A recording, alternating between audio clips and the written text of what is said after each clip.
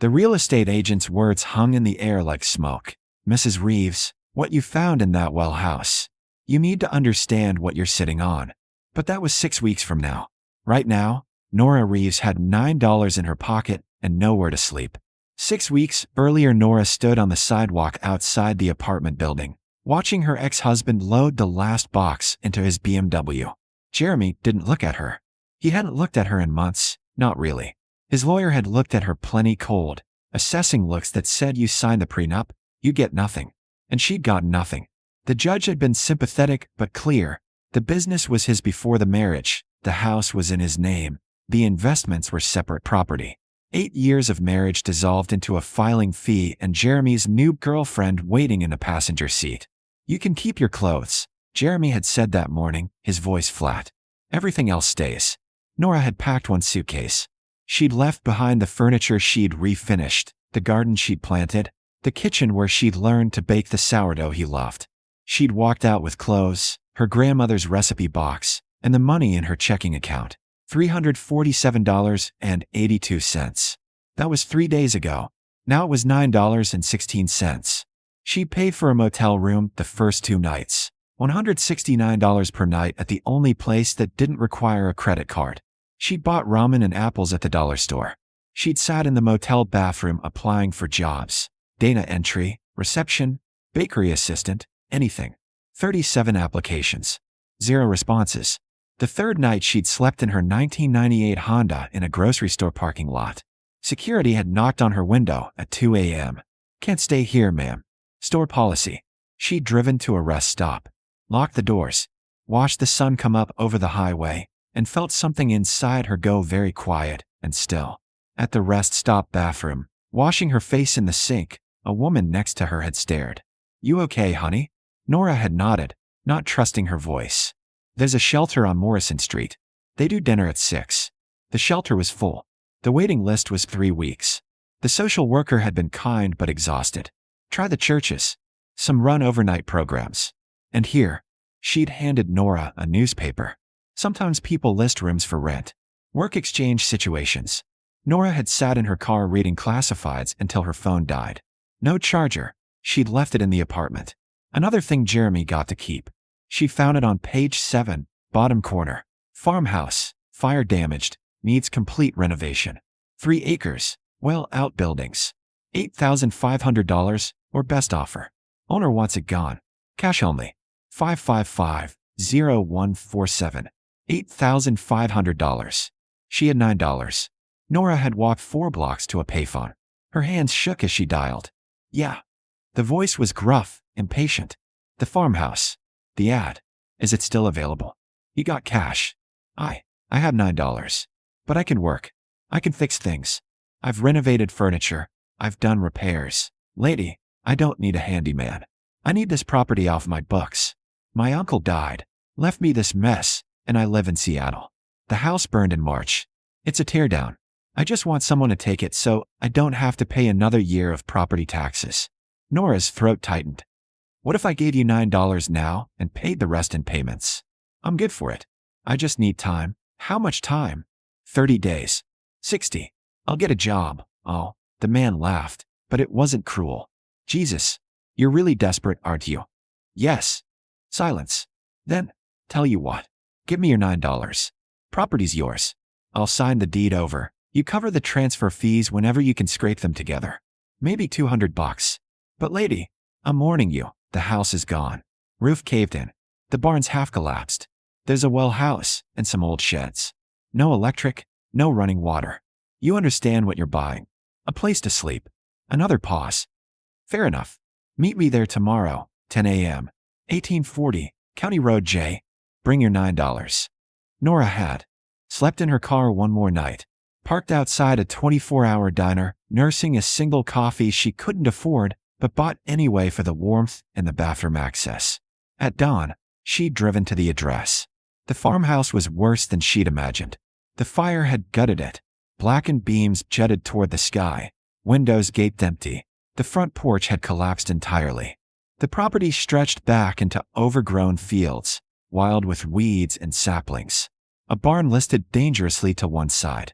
And at the property's edge, half hidden by overgrown lilac bushes, stood a small stone structure, the well house. The owner arrived in a pickup truck, looking tired and annoyed. He was younger than she'd expected, maybe 40, wearing a Seahawks cap and dusty jeans. "You're the $9 buyer?" "Nora Reeves." He looked at her, really looked, taking in the wrinkled clothes, the exhaustion, the desperate hope she couldn't quite hide. His expression softened. "Look, I'll be honest. You should walk away. This place is a money pit. The land's worth something, maybe, but you'd need 50 grand minimum to make anything livable. I don't have anywhere else to go." He sighed, pulled papers from his truck. "Sign here. I'll file the deed transfer next week. You cover the fees when you can." He held out his hand. "And I don't want your $9. Keep it. Buy some food." Nora's eyes burned. "Thank you. Don't thank me. You just bought a disaster." He climbed into his truck, then paused. "The well still works. Old hand pump in that stone building. Water's clean. I had it tested last year. It's something." She watched him drive away. Then she walked through the property, past the ruined house, past the sagging barn, to the well house. The door hung crooked on its hinges. Inside, it smelled of earth and stone and deep water. The hand pump was cast iron, covered in rust. Nora worked it. Once. Twice. On the third pump, water gushed out, clear and cold. She cupped her hands and drank. It tasted like minerals and hope. She sat on the well house floor as the sun set, and for the first time in 4 days, she slept. The first week was survival. Nora learned to pump enough water for washing and drinking. She cleared debris from the barn, made a corner livable with cardboard and the blanket from her car. She walked 3 miles to the library for bathroom access and job searching. A bakery called her back. Overnight shift, minimum wage, start immediately. She said yes. The paycheck wouldn't come for 2 weeks. In the meantime, she had $9.16 in a burned farmhouse. On day 4, exploring the property, she found the well house had a basement. The entrance was hidden under collapsed boards and 30 years of leaves. A stone staircase descended into darkness. Nora had no flashlight, but the library had given her a promotional keychain with a tiny LED. She used it. The basement was bone dry, surprisingly intact. Stone walls, dirt floor, surprisingly well preserved. And lining the walls, wooden crates. Dozens of them. Nora pried open the nearest crate. Inside, wrapped in oilcloth, were papers. Documents. She carefully unfolded one. It was a stock certificate. Standard Oil Company. Issued 1924. 1,000 shares. Her heart started pounding. She opened another crate. More certificates. U.S. Steel. Pennsylvania Railroad. General Electric. All dated 1920s and 1930s. She opened a third crate. This one held bonds. War bonds, municipal bonds, corporate bonds. Thousands of them. Nora sat on the dirt floor, surrounded by century-old paper, and tried to breathe. This was someone's fortune. Hidden. Forgotten. But whose? At the library the next day, she searched property records. The farm had belonged to August Kellerman, who'd purchased it in 1919. He died in 1951. No heirs listed. The property had passed through 3 owners since, each holding it briefly before selling. The most recent owner, the uncle of the Seattle man, had bought it in 1979 for back taxes. She searched August Kellerman, found a 1951 obituary. August Kellerman, 76, passed away Sunday at his residence. A banker and financier who lost everything in the 1929 crash, Kellerman lived quietly in his later years. He never married and left no immediate family. Lost everything in the crash. But had he? If you're following Nora's story, subscribe now, because what happens next will change everything. Nora photocopied documents at the library, 10 cents per page, 90 cents of her remaining money. She needed an expert. She called 3 financial historians before finding one who talked to her for free. Professor David Chun listened to her story with growing interest. "Bring me samples. I'll look for free. If it's what you think it is, I want to write a paper about it." She met him at his university office, carrying photocopies and 3 original certificates wrapped in a plastic grocery bag. Professor Chin examined them with gloved hands and a magnifying glass. His expression changed. "Where did you get these?" "A well house basement. On property I bought. The original owner died in 1951. These are authentic. Pre-depression certificates, some from companies that no longer exist, but many that do, or whose value was absorbed by successor companies. He looked up. Ms. Reeves, do you understand what you have? Old stock certificates. Unclaimed bearer instruments. These aren't registered to specific owners. They're payable to whoever holds them. That was common before 1968. If these were never reported lost or destroyed, if they were never claimed. He trailed off, calculating. How many certificates are there? Hundreds. Maybe thousands. I stopped counting. Professor Chen's hands trembled. I need to see everything. I need to bring in a team, carefully, discreetly. Ms. Reeves, if even 10% of these are claimable, you could be looking at millions, if more. He met her eyes. This could be one of the largest unclaimed fortune discoveries in modern history. The next week was chaos. Professor Chen brought 3 colleagues. They documented every certificate, every bond, every scrap of paper. They worked in the well house basement, photographing, cataloging, cross-referencing against historical records. Nora worked her bakery shifts, slept 3 hours, then spent days watching them work. She couldn't believe it was real. Couldn't let herself hope. On day 6, Professor Chen called her over. His face was ashen. We've completed preliminary valuation on the stock certificates alone. Ms. Reeves, sit down. She sat on a crate. The Standard Oil shares split multiple times before the company broke up. Those 1,000 shares are now worth approximately $48 million. The General Electric shares, with splits and dividends reinvested, are worth $63 million. We've identified 92 companies whose shares are still valuable or were acquired by larger corporations.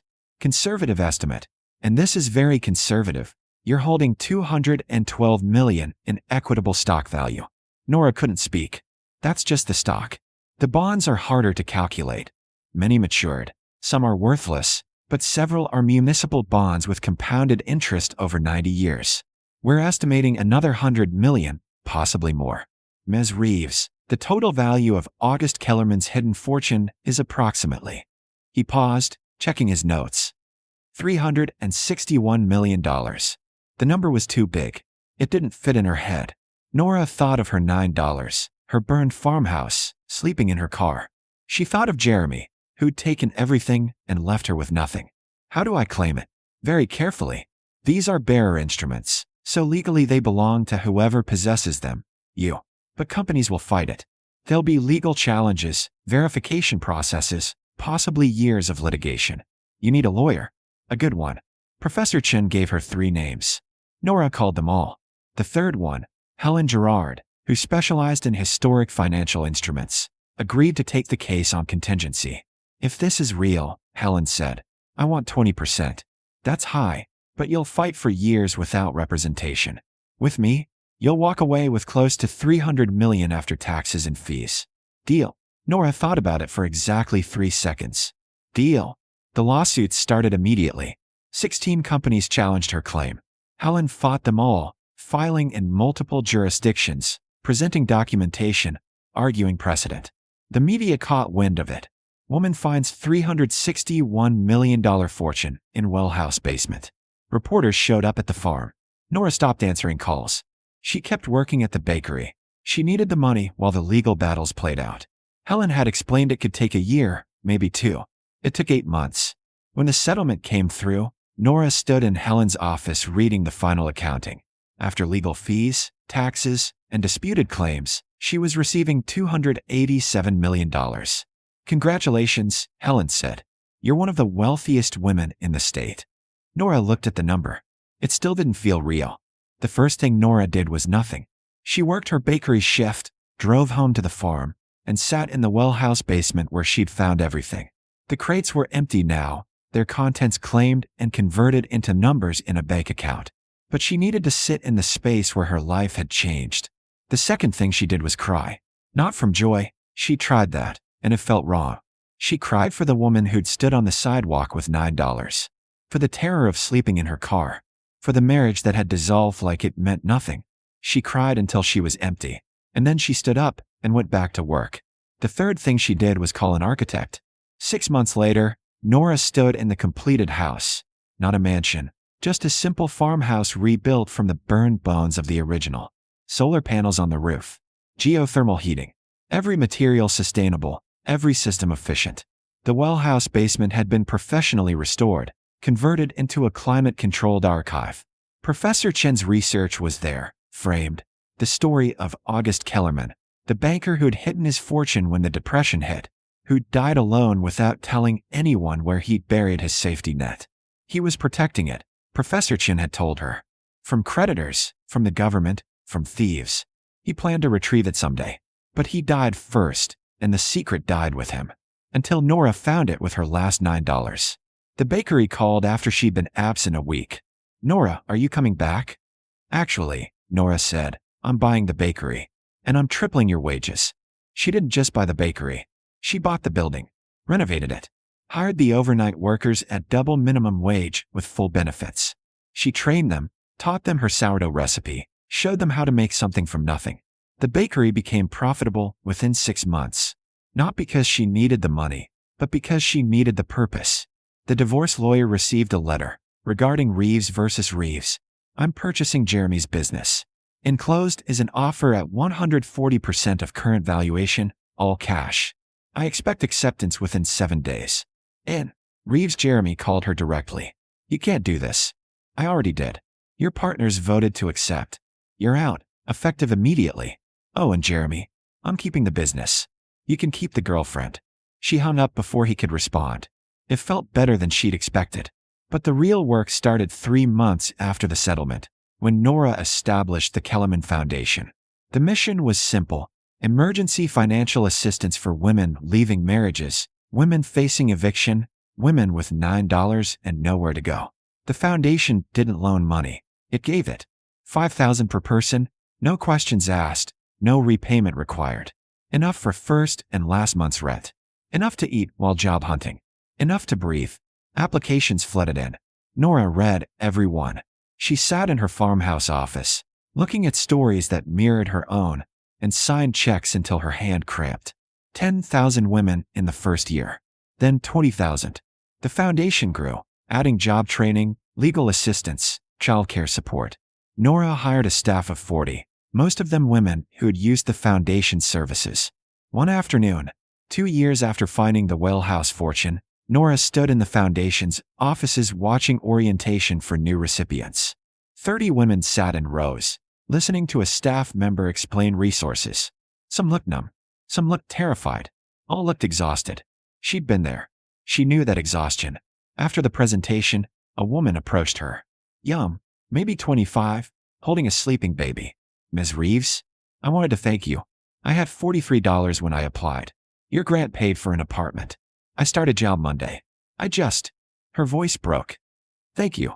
Nora took her hand. "You did the hard part. You kept going." "So did you." That night, Nora drove back to the farm. The house glowed warm against the darkness. The fields were planted now, wildflowers and native grasses, restored prairie. The barn had been rebuilt, converted into a community gathering space. Local artists used it. Musicians rehearsed there. People gathered. She walked to the well house. The hand pump still worked. She'd insisted on keeping it functional. She pumped once, twice, and caught the water in her cupped hands. It tasted the same as it had that first desperate night. Minerals and hope. Her phone buzzed. A text from Helen. "Another company accepted your acquisition offer. You now own 7 businesses, all treating employees humanely, all profitable. August Kellerman would be proud." Nora smiled. She'd thought a lot about August Kellerman, the lonely man who had hidden a fortune and died before using it. She felt angry at first. All that money wasted. All those years he could have lived differently. But she understood now. He'd been afraid. Afraid of losing it again. Afraid of trusting anyone. Afraid the world would take everything. So he'd buried it, and it had buried him. She wouldn't make that mistake. Her fortune wasn't buried. It was working, in the foundation, in the businesses, in the women who got $5,000 and a chance to start over. Money flowing outward, creating ripples, changing lives. She walked back to the house, passing the garden where tomatoes grew heavy on their vines. Inside, the kitchen smelled like sourdough. She still baked, every Sunday, using her grandmother's recipe. The loaves went to the foundation offices, to the bakery employees, to anyone who needed bread. In her office, she opened her laptop to review new foundation applications. But first, she checked her bank balance, a habit from the $9 days that she couldn't break. The number was ridiculous, even after all the spending. $243 million and some change. She thought about the woman she'd been, standing on the sidewalk with everything gone. She thought about the choice to spend her last $9 on a burned farmhouse instead of food. She thought about the well house basement, the crates, the moment everything changed. "Thank you, August," she said quietly to the empty office. "I'll make sure it matters." She returned to the applications, reading stories, approving grants, building the machinery that would keep helping long after she was gone. Outside, the prairie grasses whispered in the wind. The well house stood silent and strong. And in the foundation's offices across the state, women with their last $9 were learning what Nora had learned. Sometimes the thing everyone thinks is worthless, a burned farmhouse, a desperate choice, a woman dismissed and discarded, holds everything worth finding. And sometimes, the well runs deeper than anyone imagined.